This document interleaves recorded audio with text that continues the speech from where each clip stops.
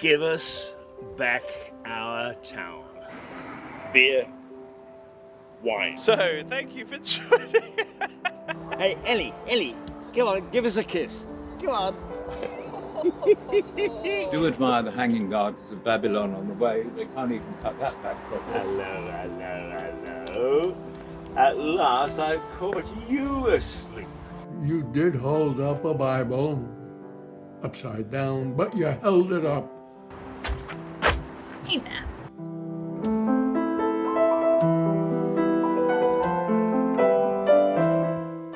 It is a massive ball of uselessness. Oh, you can't say that.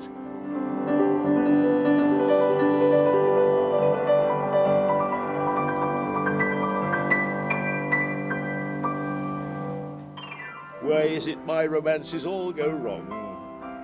Annie was the first girl. Her mother thought me twee. She sent a big invitation with an RSVP. It is wonderful to end a day like this, where I am completely sober and articulate, and I'm surrounded by people who cannot put two words together. You said end the day like this. Isn't this the morning programme or something? Yes. Okay. You're ending it already? Yeah, well, you've been drinking all day. All day? That's all right then. It is the morning programme, you know. Well, you will be drinking all day. Oh God, after this I will.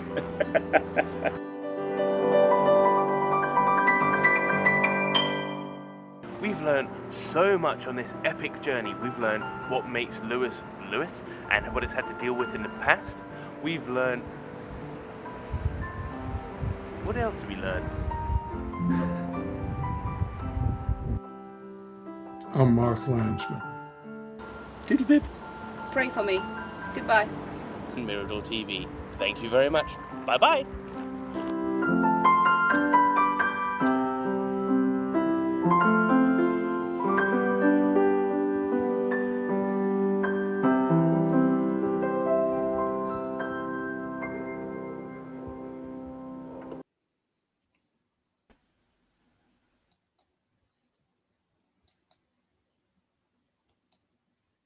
To Mirador. Give us back our town. Beer, wine. So, thank you for joining. Hey, Ellie, come on, give us a kiss.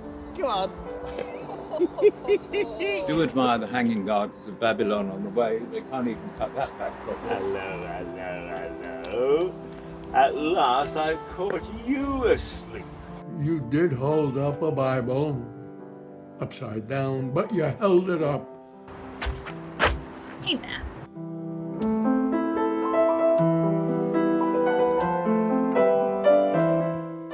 It is a massive ball of uselessness. Oh, you can't say that.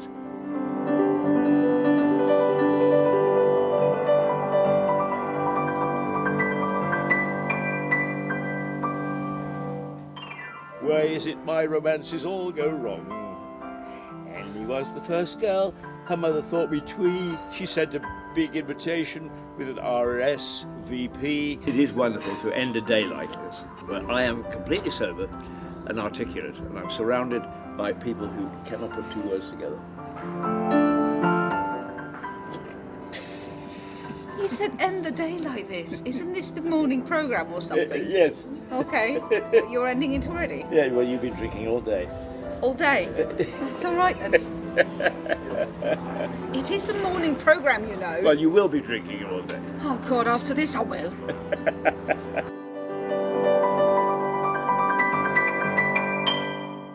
We've learned so much on this epic journey. We've learned what makes Lewis Lewis and what it's had to deal with in the past. We've learned...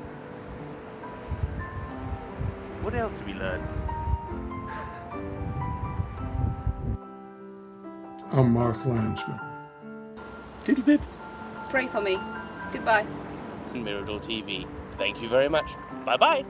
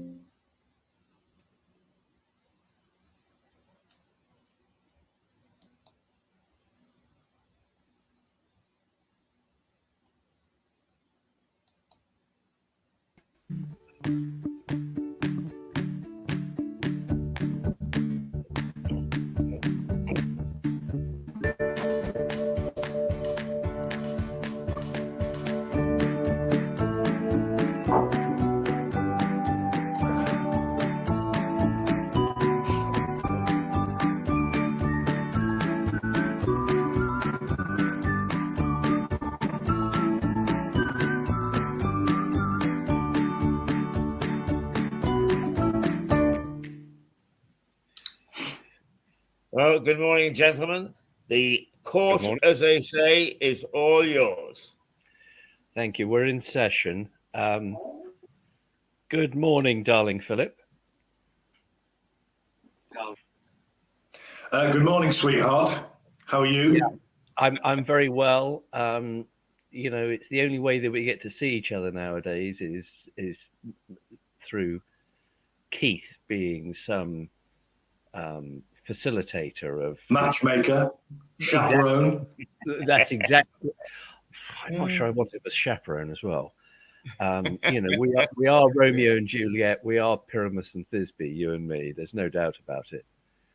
And I was considering that, and I thought, well, that's probably right, because certainly my family think that you're my boyfriend because I talk to you every day.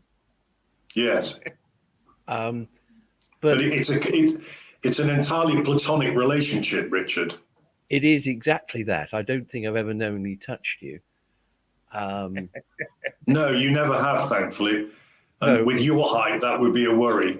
That would be, you know, yeah, because I'm a tiny fella. I'm 4'3", yeah.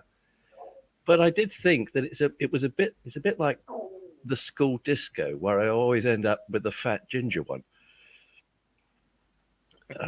Shall we get on with the program, RB? If you want.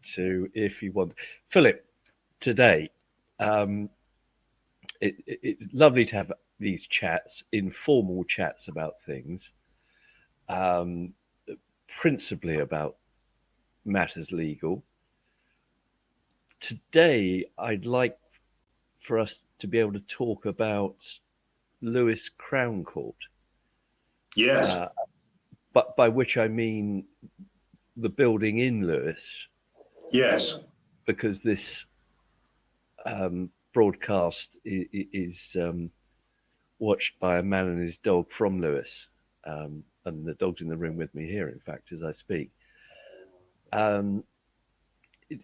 Just looking at it, Lewes Combined Court Centre, and I think I may have said this before, so it's never stopped me in the past.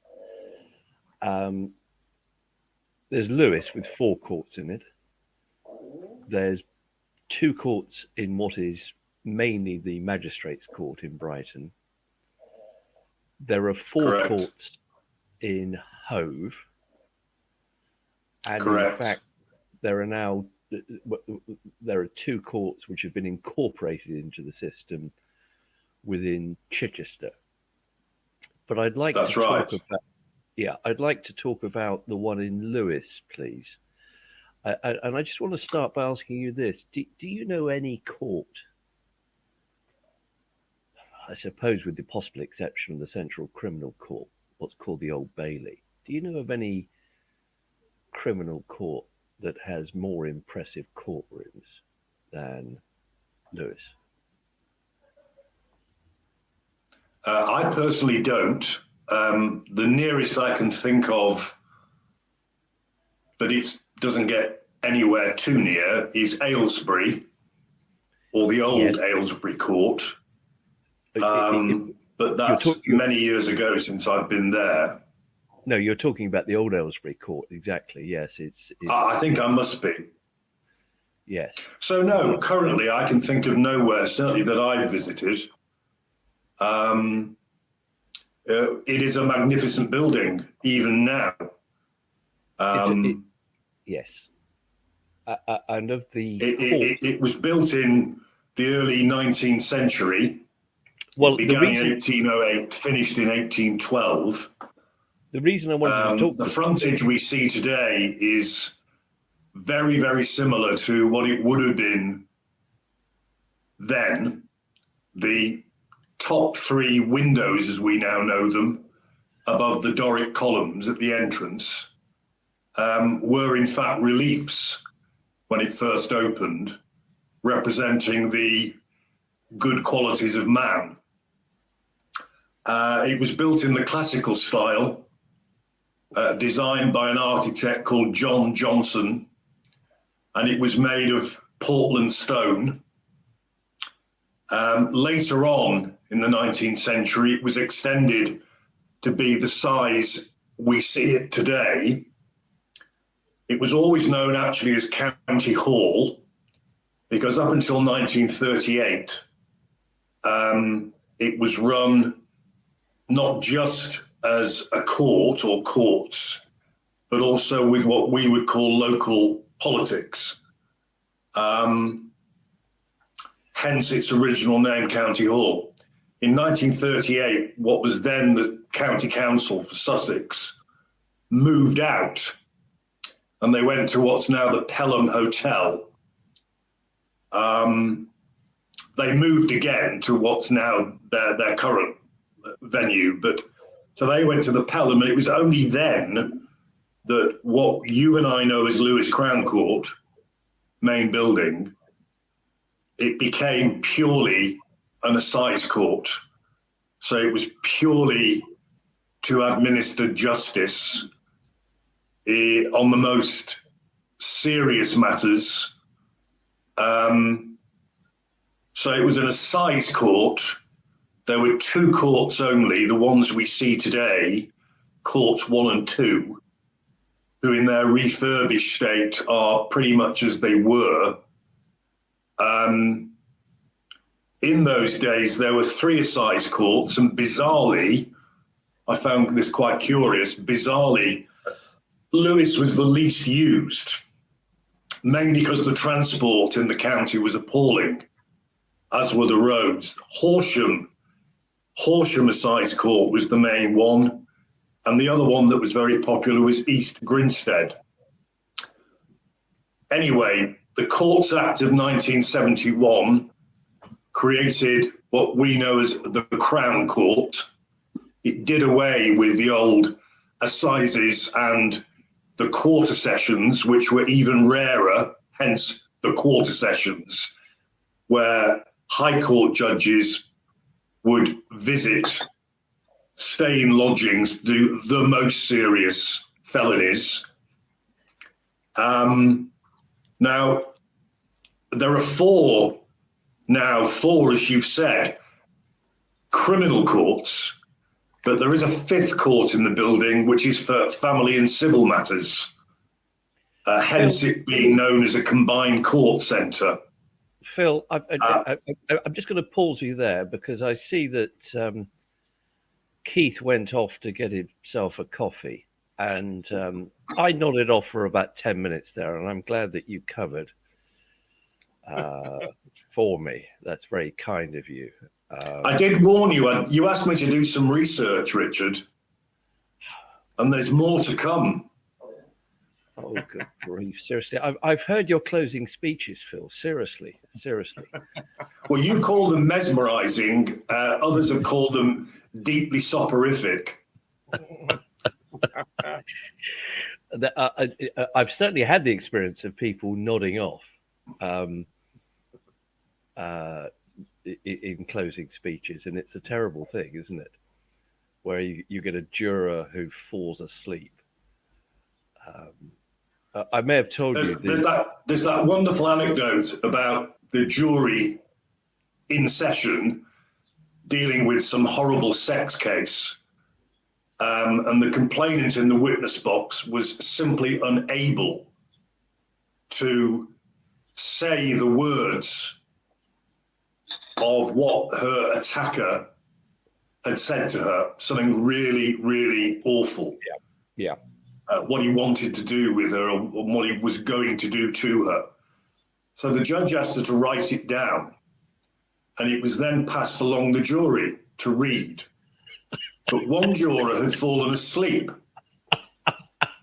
and he was in between two women who were not asleep. So the woman passed the note to this asleep male juror and woke him up. And he took one look at this, having woken up, and beamed at her because he thought that was her propositioning him. That is a true story. Yes, I know it is. Yeah. There's a story about somebody who was a local barrister here and in Lewis, sat in Lewis, and then became a judge, now retired. And as a barrister, he had one juror when he was dealing with a case, and this juror was writing everything down, every point, every little thing. And he thought, I've got that juror's on my side. That's my juror. And then How wrong that can be. Well, it can be wrong, but he then got to his closing speech. And this juror was just sitting there sort of like that,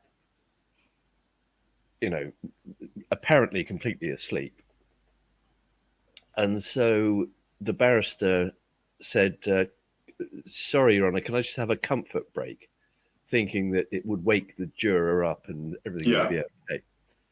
So jury go out of the court, everyone goes out of the court. Come back in, there's a note from that juror who says that if Mr. X, the barrister, thinks I'm not listening, then he's wrong. And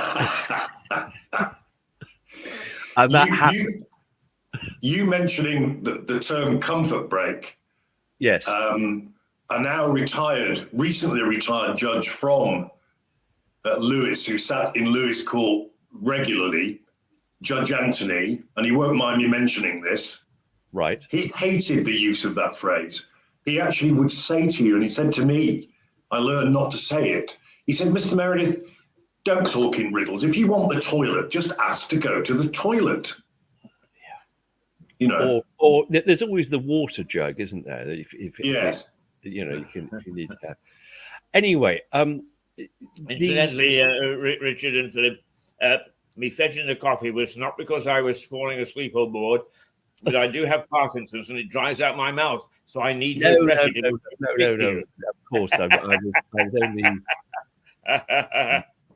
as I say. Keith, this is your show in every sense, but you are not immune from Barton's so-called sense of humour, I'm afraid. Now, Richard, you mentioned the other court venues that fall under the Lewis umbrella. Yes. That means that there are 10 courts. 12, I think. Which means that Lewis is considered administratively a very, very serious animal. Hence, we have a resident judge who becomes a deputy lieutenant, the current one being Judge Lang of King's Counsel. And that's how it's run. That no judge has a courtroom that is his or her own. And judges, again, who have retired, will often complain off the record to me about that. They were sick of being moved around constantly. I mean, like at the Old Bailey or lesser courts, they all have their own courtrooms. You know who's going to be in there. But not in Lewis. And that. Sorry, go ahead. No, please, you carry on. No, because some court centres, even with 10 courts, whatever it might be, they're all based in the same place. The difficulty with Sussex is that, and I know this because I practice in the courts in Sussex, I can either be in Lewis or I can be in Chichester, which is quite a difference in terms of. Well, certainly for you. And when I was practicing, the reverse was true of me. Lewis became the particularly with my increasing disability and lack of mobility, Lewis became the furthest I felt able to go. But anyway, the old building has seen some very notable cases.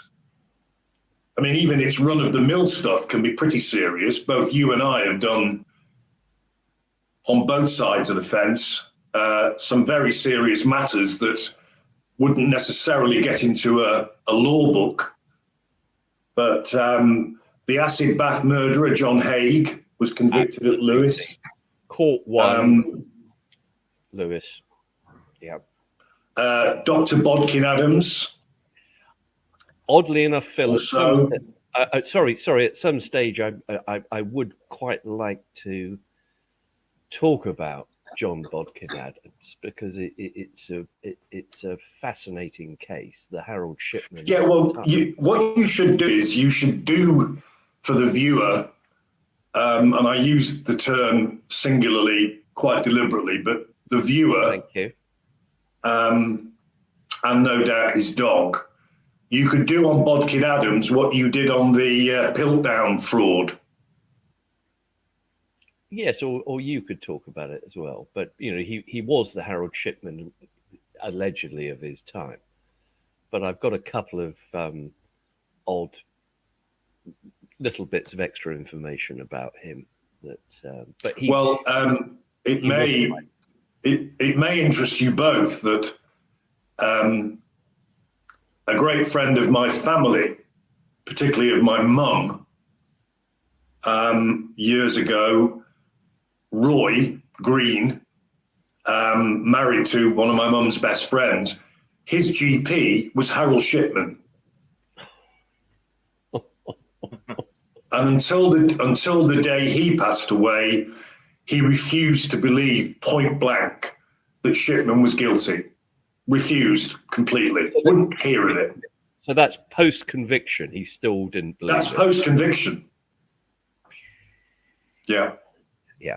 But, and of course there was Sean Jenkins. Billy Joe Jenkins murder. Correct, the stepfather. Yeah. That dreadful man, Roy Whiting. Yes. Eventually got his comeuppance at Lewis. Murdered Sarah Payne. A case that I think you were involved in was Coots. Yes, I was involved in Coots. The murder of a teacher. Graham Coots killed his partner's best friend because he was a necrophiliac and he wanted to keep the body. And it may well be at some stage, Keith, that within reason, we can talk about that as well. Well, the thing about Coots, beyond its grisly facts, is it still is it not, a paramount authority on how to draft an indictment? It's exactly the Crown Court charge sheet and the use of alternative charges in black and white rather than implicit. Yes, and it raises interesting questions for debate. But you're absolutely right, because he was tried in Lewis, and I was the junior for the prosecution in that, and then it went all the way up to the House of Lords, and they ordered a retrial, and I was the junior in that, and that occurred at the Old Bailey. And in fact, Bodkin Adams was originally tried at the Old Bailey, where he got acquitted, but then got convicted here in Lewis.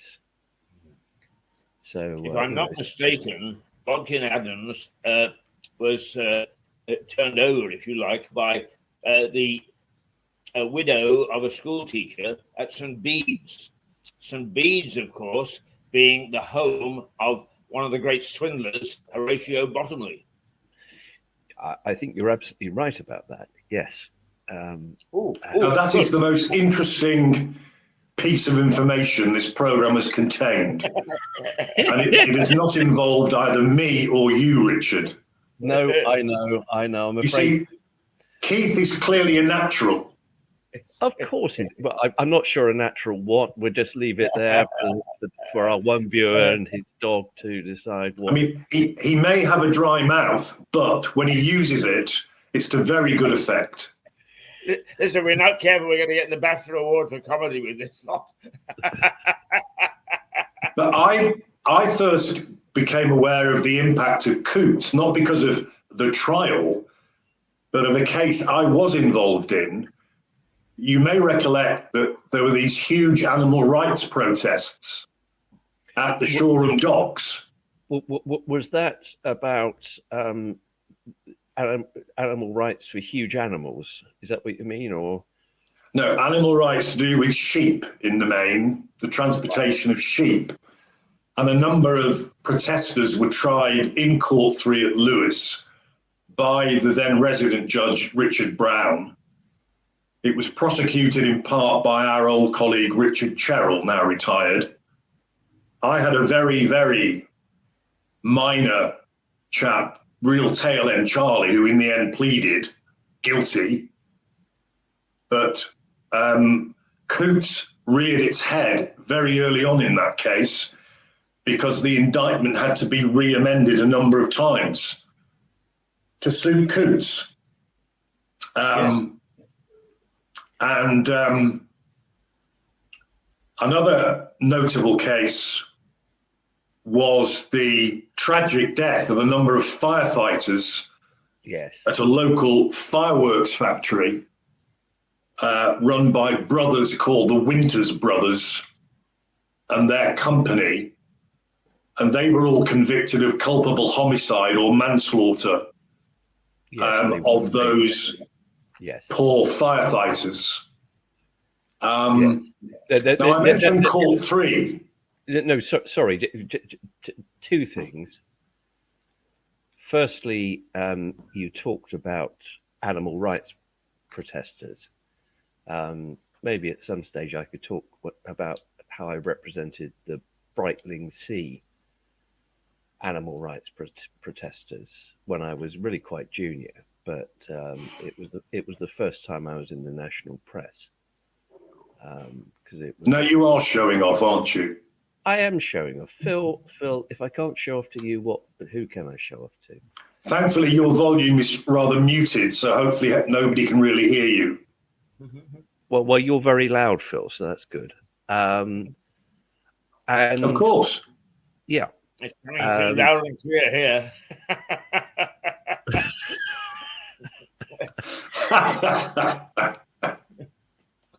Yeah. So sorry, Phil. You're about to tell us more about Lewes Crown Court. No. Just as we discussed pre-program, there are now 4 Crown Courts.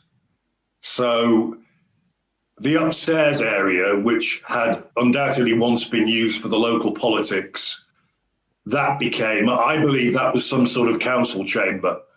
That became what is now Court 3. Yes.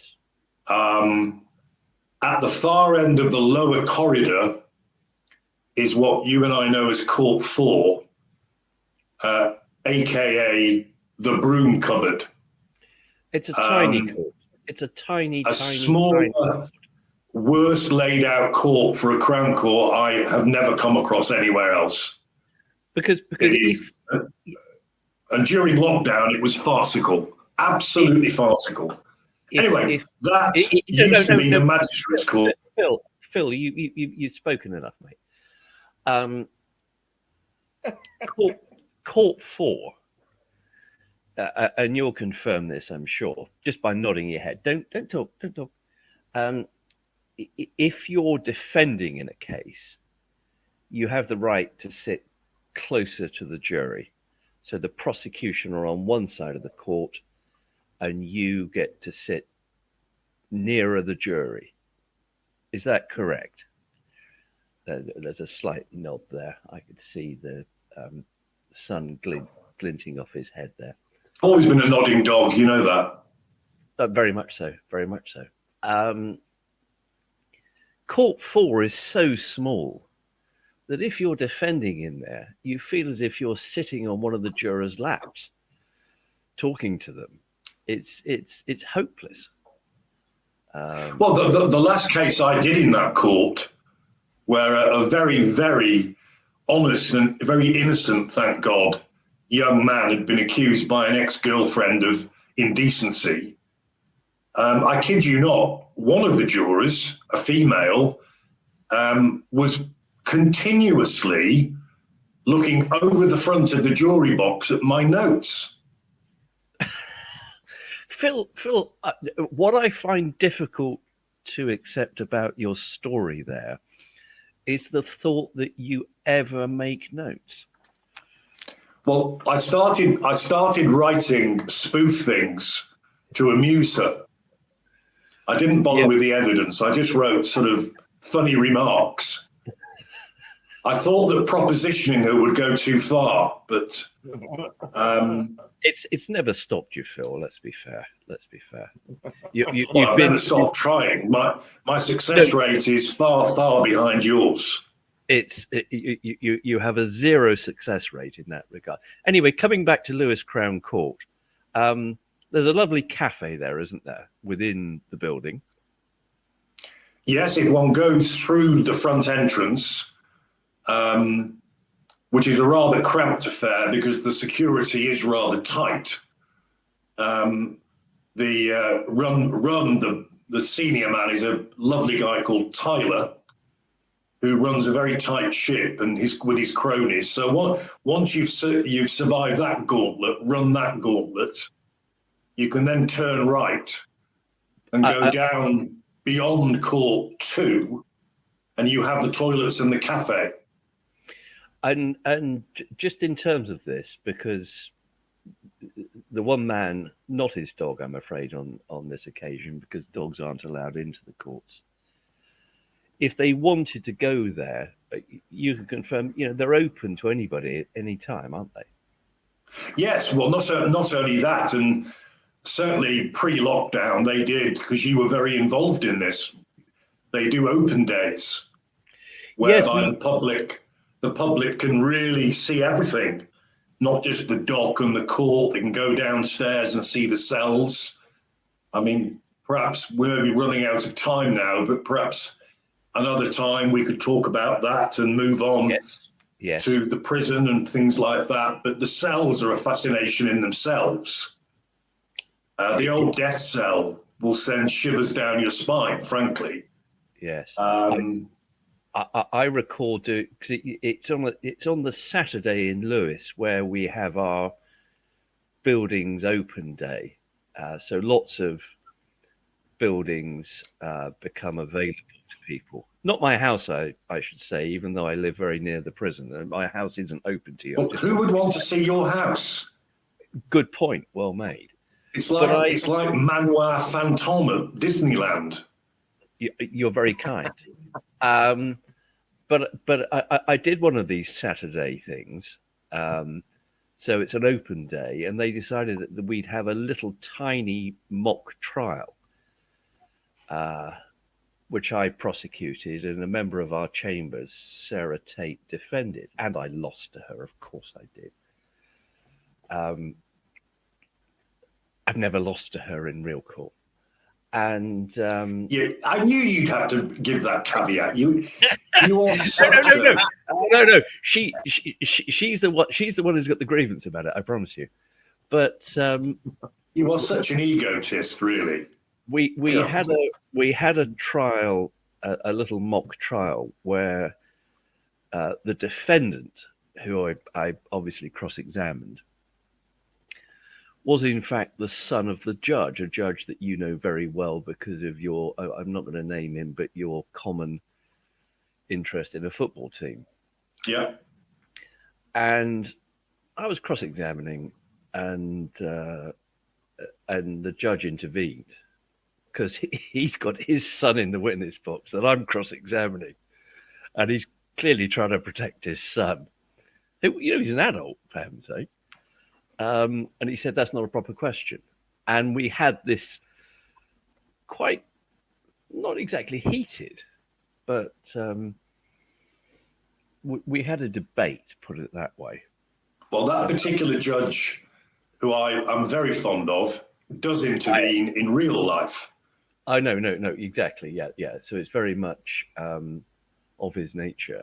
And I ended up asking the question anyway. I said, look, no, sorry, I'm just going to get on and ask this question. And we had a courtroom full of members of the public because they were there for the open day.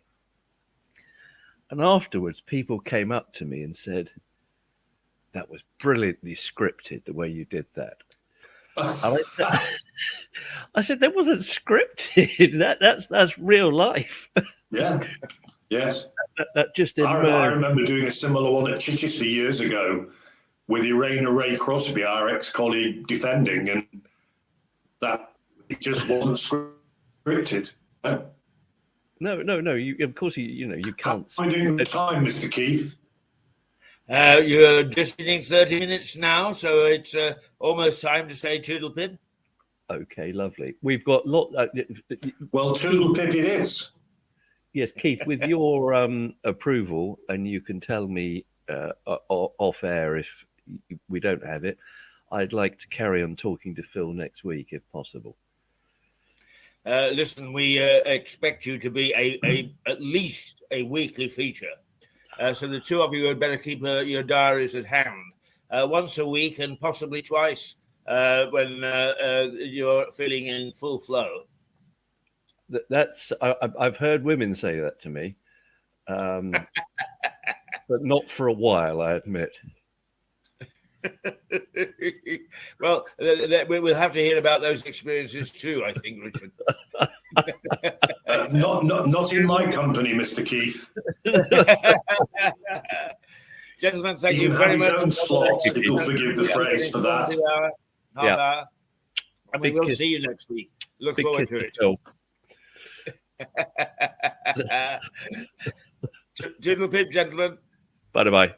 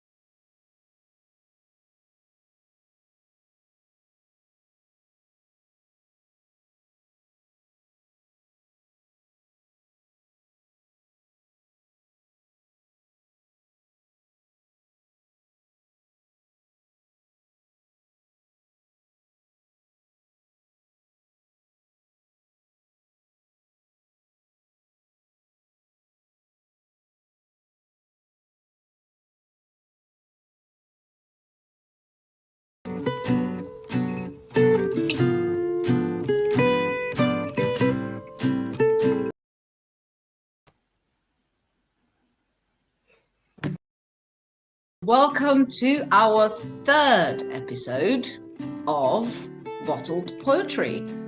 Lovely name, isn't it? I love it. It's great. So this episode, like the previous two, is all about wine. However, this time we shall try a white wine.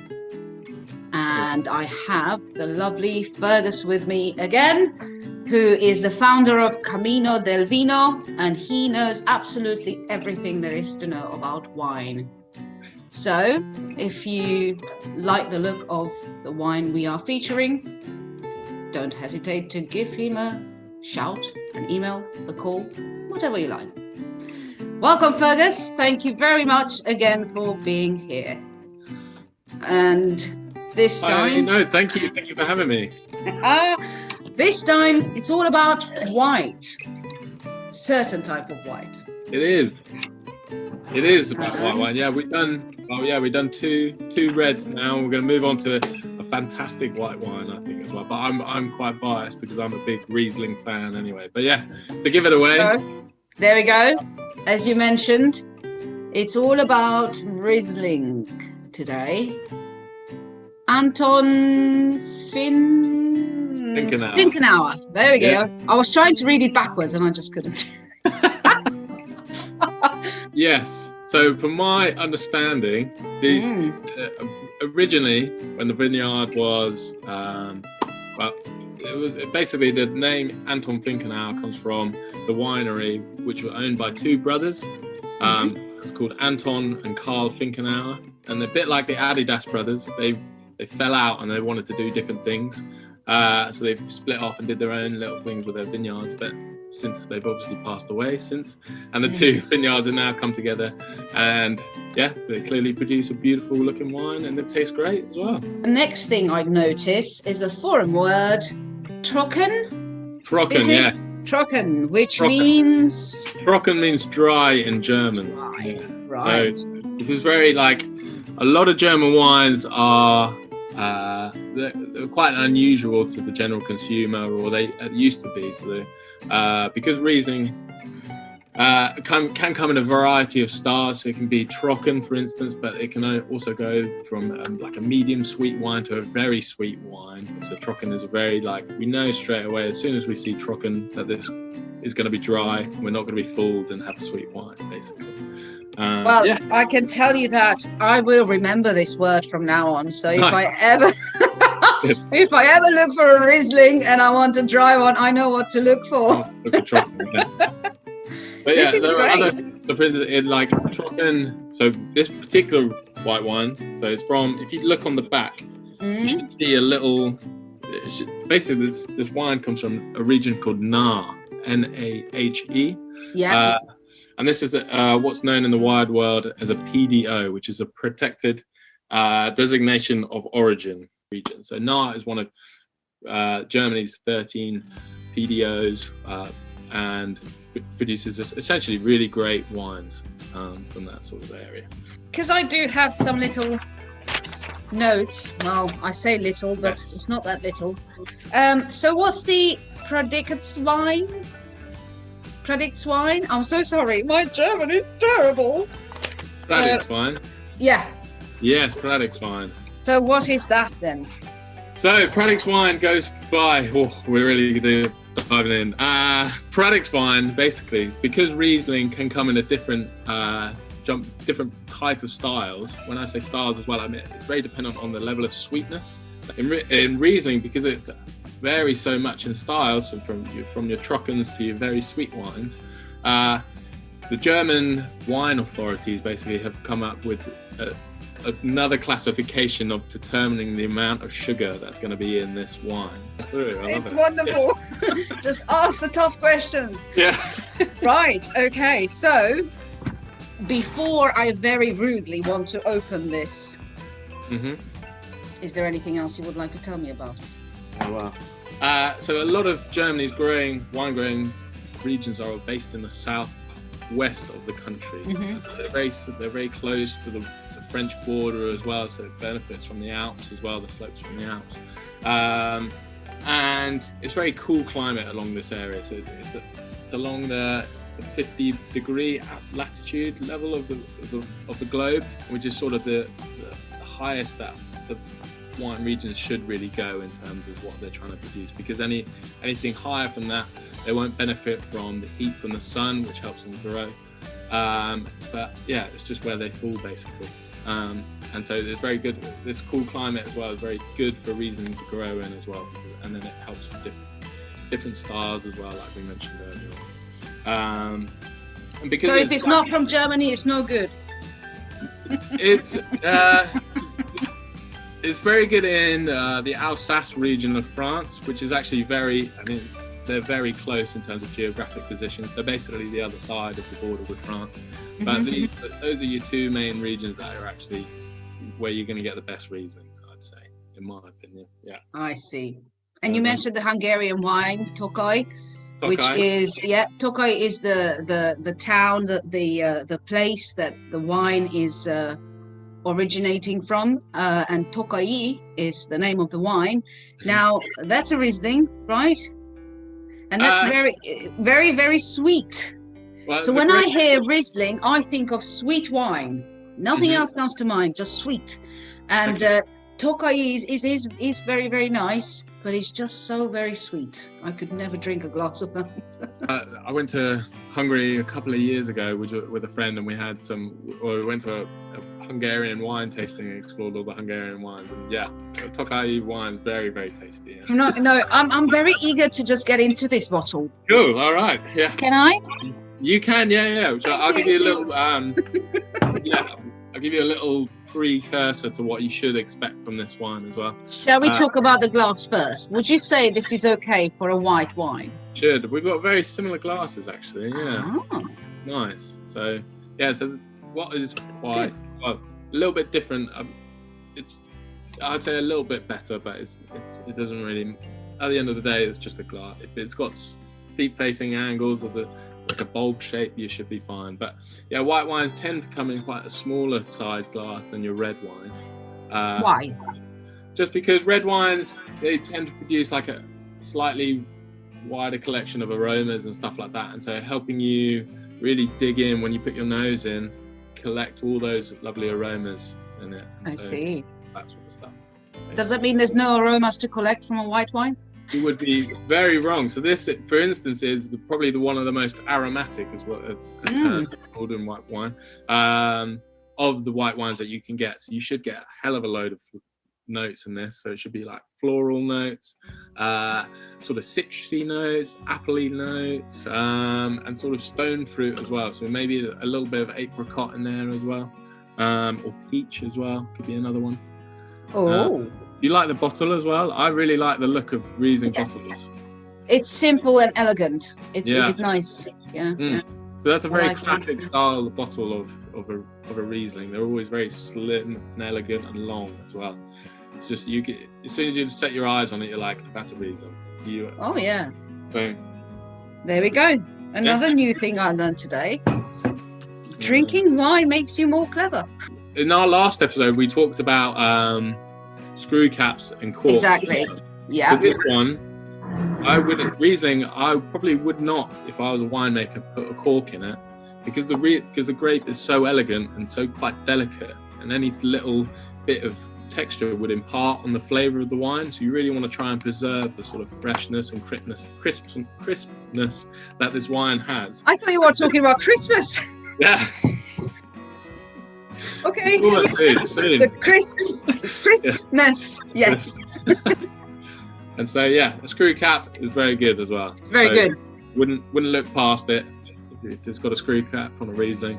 Okay, so I can still buy it. Yeah, don't stick your nose up at it. Yeah, you'll be fine. Yeah. Thank you, sir. Yeah. Right. Yeah. Yeah. Again. So you mentioned just below the widest part, right? Yeah, I'd say again, same with this, because we're just tasting. Put it just below, or just sit it on the widest part as well. So my background is really messing up with this one. But yeah, just below there would be fine. Again, the same reason where you'll be able to collect all the notes and flavours the aromas that should come from it as well. Yeah. Right. Now, wish me luck. But yeah, same again with you should be able to, again, spin it around. If you struggle to spin it in your hand, you can spin it on the table as a flat surface. Oh no, it's spinning all You right. should, again, like if you even just, so this is quite a long way from my nose, but I can already smell the sort of appley, citrusy, peachy flavors that I'm getting from this one as well. It's just Apple, possibly. Yeah. To me. Yeah. No. That's good. That's good. That's what the wine should smell like and taste like, which is nice. Can you smell any? If you put a little bit closer, it then becomes quite like very in your face. It's quite lovely. Again, like I think I said this in the last episode. Taste and smells is it's a very personal experience. Yeah. Where you may be able to pick up something else that I may not. For instance, it's just purely a personal, whatever you can taste at the end of the day. I see. Now, so then does that mean that whoever described originally the notes for this wine, that's just a personal view and he or she may be wrong? They probably would have got a collection of people to try and taste the wine and see what they're doing. I wouldn't. Again, if you don't pick up the notes, I wouldn't let that get you down or at least fret over it, because the whole point is about enjoying wine at the end of the day. And what you do taste, you like, and if you don't like it, then don't try it again, I guess. Okay. But yeah, let's go.